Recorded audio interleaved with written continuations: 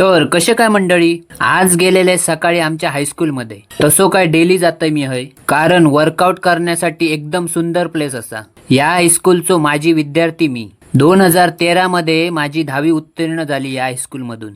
तर या हायस्कूल मध्ये कोण कोण शिकान गेलेत त्यांची शाळेबद्दलची एखादी आठवण माझ्याशी नक्की शेअर करू शकता. त्यानंतर थोड्या वेळात शाळेत क्लासवाले विद्यार्थी योग चालू झाले आणि सोबत येताना चेंडूपळी पण घेऊन इलेले. अजून प्लेयर काय जास्त जमा होऊक नव्हते, म्हणून थोडो वेळ शाळेच्या समोरच्या मैदानावर टाइमपास केलो.